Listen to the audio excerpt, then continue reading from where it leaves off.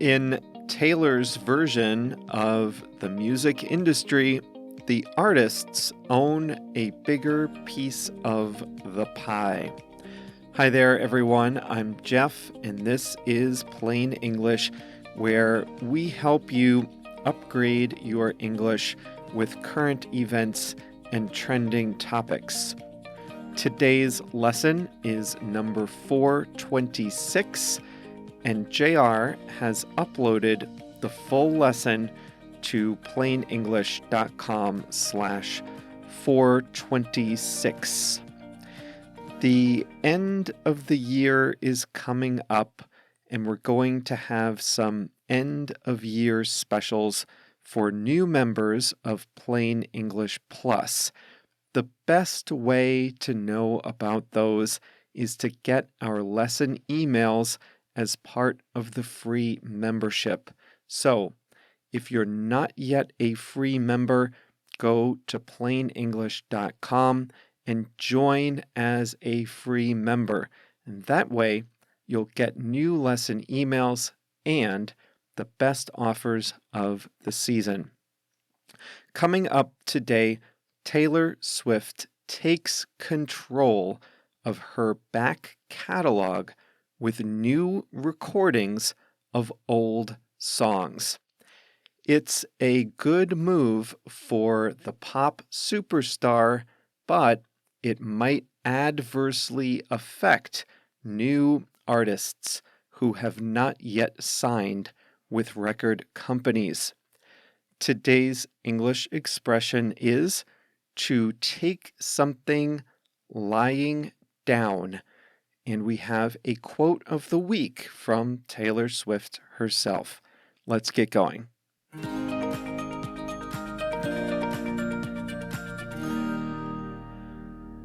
If you're a Taylor Swift fan, or even if you're just a pop music fan, you may have noticed in your streaming app that there are new versions of the artist's old songs. They sound almost identical, but they have new cover art, and the album title contains the words Taylor's version. When I wrote this paragraph, I was listening to the album Fearless, Taylor's version, and the song that I was playing was Hey Stephen, Taylor's version. I'm not enough of a Taylor Swift fan to notice any differences between the new version, released this year, and the original, released in 2008, 13 years earlier. But some fans have noticed minor differences, including a few tweaks to the melody and a new richness in the singer's voice. The big difference between the two songs is not in the music, but in the money. Taylor Swift is re-recording and releasing her back catalog of songs so that she, not the owner of her master recordings, can make money off the song rights. And this new move is affecting the way music contracts are being written. Taylor Swift is today one of the most popular musicians in the world. She's won music awards. She is in the Guinness Book of World Records. She ranks on multiple Billboard magazine lists and has sold over 200 million records. She's as big a star as the music industry has. But for a long time, she hasn't been happy with the economics of her industry. Taylor Swift first signed a contract with Big Machine Records back in her early country music days. The rights to her recordings were sold multiple times, including to a company that Taylor Swift didn't like at all. Today, the master recordings of her first 5 albums are owned by an investment fund. What does that mean? Well, in the music industry, there are 2 kinds of rights to each song. Every time you hear a song on the radio or Spotify, and every time you hear a song in a commercial or a movie, 2 parties get paid. First, the record label gets paid because they own the master recording. That's the sound you hear in your ears. Second, the artist gets paid because they own the intellectual property of the song. That's the melody and the lyrics. Those are called synchronization rights. In most cases, the owner of the recordings gets about 80% of the royalties, while the artist only gets about 20%. Over the years, different people bought the rights to the Taylor Swift recordings. That didn't make Taylor Swift happy, so she decided she wouldn't let her music be played in commercials or movies. Remember that artists own the synchronization rights. That means that they and the recording owners both have to agree if the song is to be used in a movie, and Taylor Swift withheld her consent. It's not because she doesn't want her music to appear in movies and commercials. She does want that. Instead, she withheld consent because she didn't want the investors in her songs to make so much money. Now, let me tell you one more thing about typical record contracts. There's an exclusivity window. Artists can't re-record their work and release it until 5 years after their last recording in a given contract. So, the record labels invest in new artists.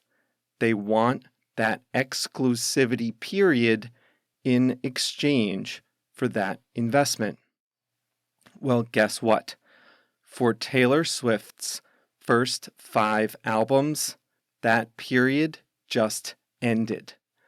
That means she's now free to re-record all the songs that Big Machine Records once owned and which are now owned by that investment company. And now, with new recordings in her own name, Taylor Swift gets to keep all the money from her streams and all the money from the royalties. So, instead of just getting 20% of the money from royalties, she gets 100%, the whole thing. That's good for her, but record labels aren't taking this lying down. One of the most prominent labels, Universal Music, is Taylor Swift's current label.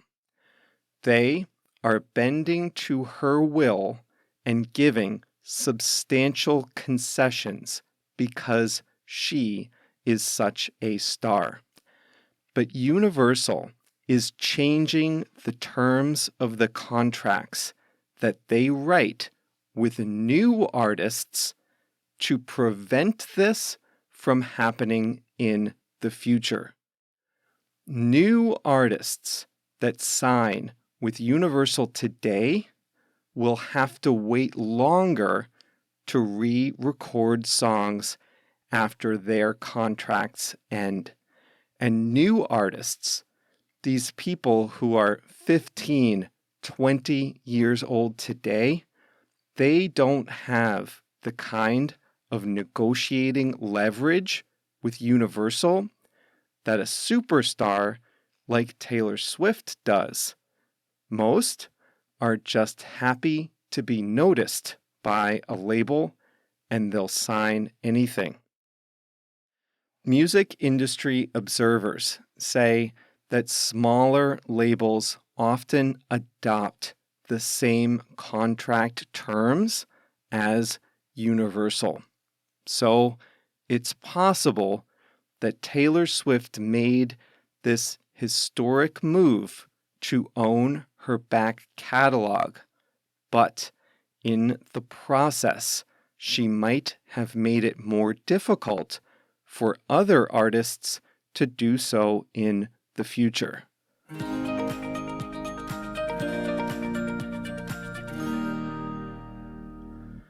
So, is Taylor Swift winning the battle against the owners of her old master recordings? Yes and no. Her new recordings are extremely popular. Some are achieving even more streams than when they were first released. But it's not a zero-sum game. Streams of the original recordings are also strong, suggesting that the new strategy in total is attracting more fans to Taylor Swift's world. When I was researching this lesson, I learned about how much money it costs to license a song for different purposes. Want to hear some? In a TV show, if a song is playing in the bar in a background, but nobody is really paying attention to the song, that can either be free, the artist likes the exposure, or it can cost up to $3,000 for a 5-year license. Not bad. In movies, the same right could be $10,000 to $25,000. Theme songs for movies cost in the $50,000 to $75,000 range. But commercials are where the big money is. If you want to license a song for a commercial, that can cost $75,000 to $200,000 for a year of use on TV and radio in the United States. That's big money. You can see why Taylor Swift wants a bigger piece of that pie.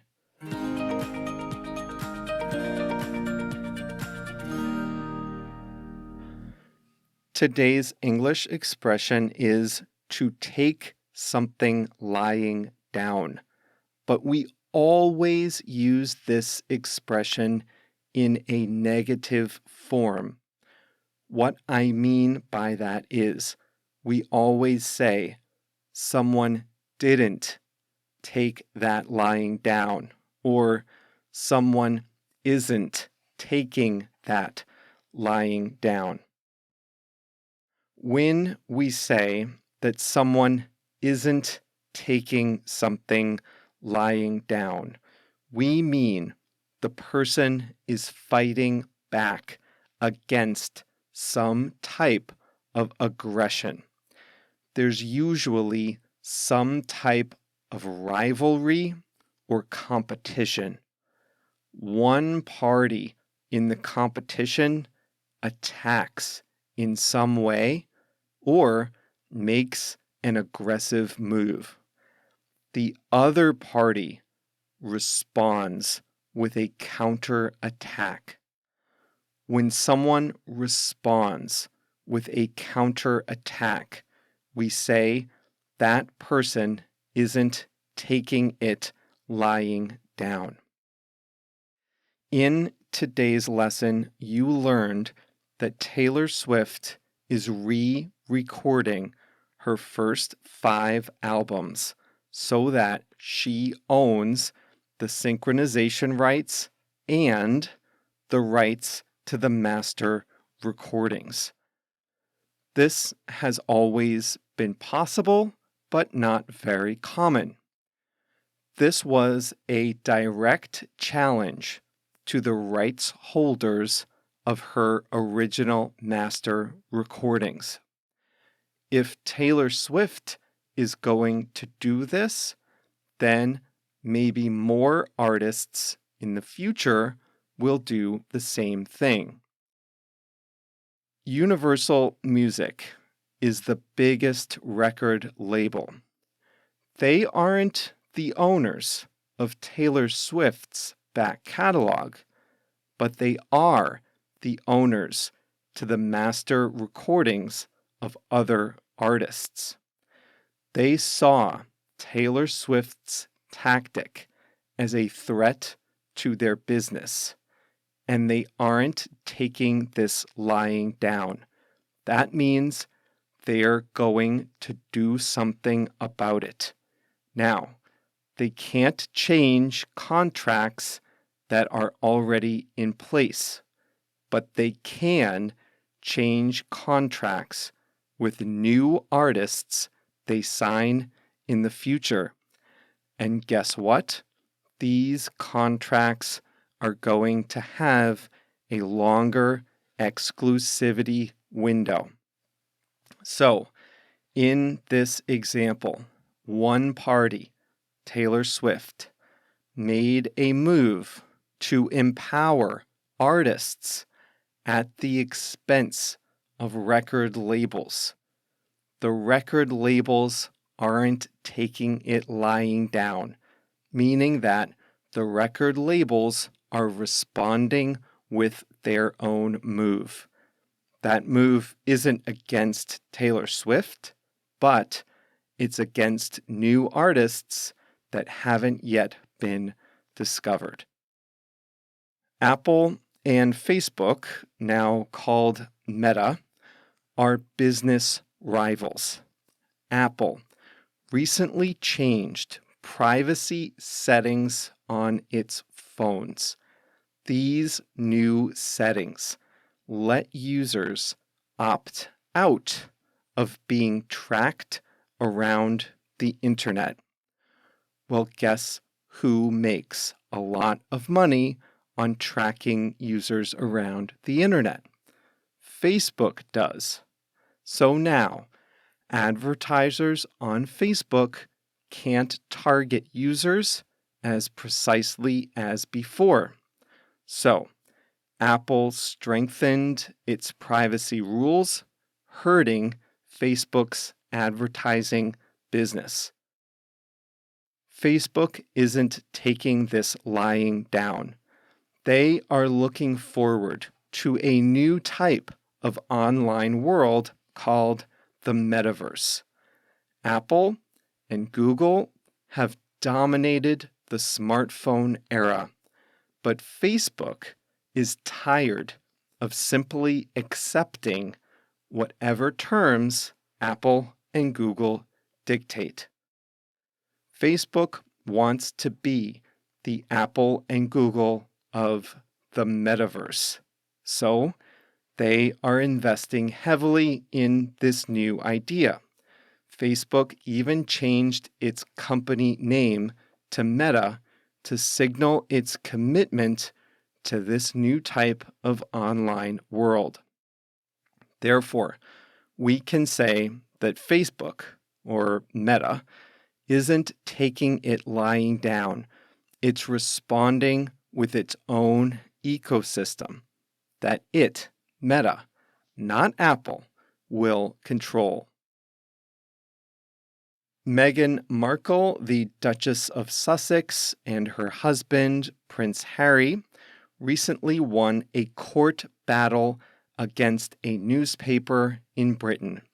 The newspaper published excerpts of a private letter she had written to her father. She didn't take that violation of her privacy lying down. She sued the newspaper group and recently won in a British court.